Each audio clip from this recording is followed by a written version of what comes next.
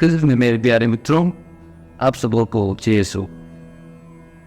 हम उपवास काल में प्रवेश कर चुके हैं। आज उपवास काल का पहला इतवार है। आज की पवित्र सुसमाचार में हम मरण चिंतन के लिए यीशु मसीह को 40 दिन रात उपवास करते हुए बातें हैं और सारी चीज़ों से सबके सामने आके कहते हैं, स्वर्ग राज निकट आ गया है, पश्चाताप करो। स्वर्ग राज ये उस अवस्था को कहते हैं जहाँ ईश्वर निवास करते हैं। ईश्वर की उपस्थिति हम सबों को प्रेम में जोड़ते हैं और ईश्वर की उपस्थिति हमें खुशी प्रदान करती है। इस स्वर्ग राज्य को पाने के लिए हमें पश्चाताप करने की जरूरत है और 40 दिन रात हम भी यीशु मसीह के समान पश्चाताप करते हुए, पापों पर विलाप करते हुए उस पुनरुत्थान की प्रतीक्षा में जीवन बिताएंगे जहाँ यीशु मसीह क्रूस उठाकर हमें रक्षा प्रदान किए थे। 40 दिन का पुराने निधान में बड़ा महत्व है। एक भीषण बाढ़ के बाद नई जिंदगी की शुरुआत होती है।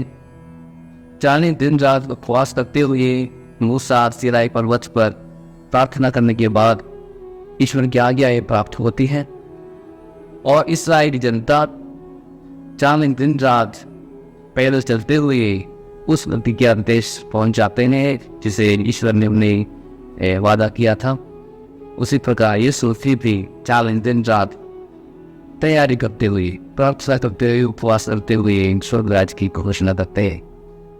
हम सभी उस स्वर्ग राज्य का अनुभव करने के लिए बुलाए गए हैं और यह तभी संभव है जब हम अपने पापों पर पश्चाताप करें और इस स्वर्ग राज्य में प्रवेश करें। जब हम उपवास की बात करते हैं तो अक्सर हम छोड़ने की बात करते हैं। हमारी जो भी भोजन हमें प्रिय है उसको हम छोड़ने के लिए उपवास काल में हम कोशिश करते हैं और उसके साथ साथ कुछ चीज़ जो हमें हमारे आध्यात्मिक जीवन में आगे बढ़ने के लिए रोक रहे हैं उसे भी तजने का हम इस उपवास काल में कोशिश करते हैं। लेकिन जब हम गौर से हमारे उपवास का कालीन जीवन को मनन चिंतन करते हैं तो हम देखते हैं कि केवल हम छोड़ने पर ध्यान देते हैं, बल्कि जोड़ने की बात पर हम मनन चिंतन नहीं करते। हमें अपने पाप को छोड़ना है, बल्कि पुण्य को छोड़ना है। हमें अपने घमंड को छोड़ना है, बल्कि विनम्रता को जोड़ना है। हमें आलस्य की जिंदगी को छोड़ना है, बल्कि परिश्रमी मेहनती जिंदगी को अपनाना है। हमें स्वार्थ को छोड़ना है, बल्कि परोपकारिता को अपनाना है। इस प्रकार केवल छोड़ने पर मन तक करने से, छोड़ने पर ध्यान देने से हमारे जीवन में कुछ भी भलाई नहीं होगा। एक बार एक व्यक्ति अंधेरे में कुछ काम की बात लौट रहा था। उस समय अंधेरा था और अचानक उसके पीछे से किसी ने चाकू दिखाता उससे पैसा वसूल करने के लिए उसके पीछे आओ। वो लौट के उसे देखा तो उन्होंने पाया कि वे उसी का ही दोस्त है।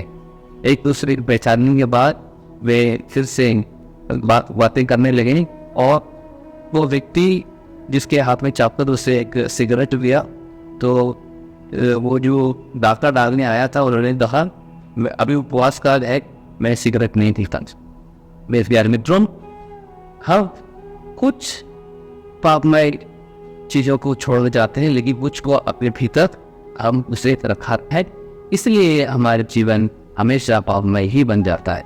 इसलिए इस उपवास काल में हम वर्णन चिंतन करना है केवल कुछ चीज़ों को नहीं, बल्कि हमारी जिंदगी की सभी पापमय अवस्थाओं को हमें छोड़ना है और सभी पुण्यों को हमारे जीवन में पाना है। तभी हम ईश्वर ने जो बुलाहट हमें प्रदान किया है, एक अच्छे इंसान बनने का, ख्रिस्तीय बनने का, ईश्वर के चैनल बनने का जो बुलाहट दिया है, उसमें हम खड़े उतर सकते हैं। एक बार किसी व्यक्ति ने एक मीठा जो उसे बहुत पसंद था उसे छोड़ने के लिए उपवास काल में निर्णय लिया, लेकिन उन्होंने अपने आप से ये वादा किया कि जिस मिष्टान भंडार से मुझे ये मीठा प्राप्त होता है उसके सामने से मैं जाऊंगा। अगर वहाँ पर पार्टी के लिए जगह खाली अगर मिल जाती है तो मैं वो मीठा खाऊंगा, अन्यथा मैं मीठा खाने के लिए गाड़ी को नहीं रोकूंगा। कब हमेशा हम अपने जीवन में पापों को तजने के लिए कुछ शर्तें लगाते हैं। इस शर्त को पूरा करने से मैं ये करूँगा, इस शर्त को पूरा होने से मैं इस बात को करूँगा इत्यादि। यीशु मसीह कहते हैं पश्चाताप का मतलब है एक यू टर्न लेना। उसका मतलब ये है कि एक जगह से आप शुरू किए उस जगह आप वापस नहीं पहुंचते हैं, एक नई जिंदगी में प्रवेश करते हैं। आइए मेरे प्यारे भाई और बहनों, हम 40 से प्रवेश कर चुके हैं। हम पश्चाताप करें, मन चिंतन करें, केवल छोड़ने तो नहीं जोड़ने की बात पर भी मन चिंतन करें, ताकि हम स्वर्ग राज्य में प्रवेश कर पाए। यीशु मसीह की उस स्वर्ग राज्य हमें खुशी प्रदान करेंगे, आनंद प्रदान करेंगे। हम अपने भीतर और एक दूसरे के साथ में उस स्वर्ग राज्य को महसूस करते हुए आगे बढ़े। आपको जय सो।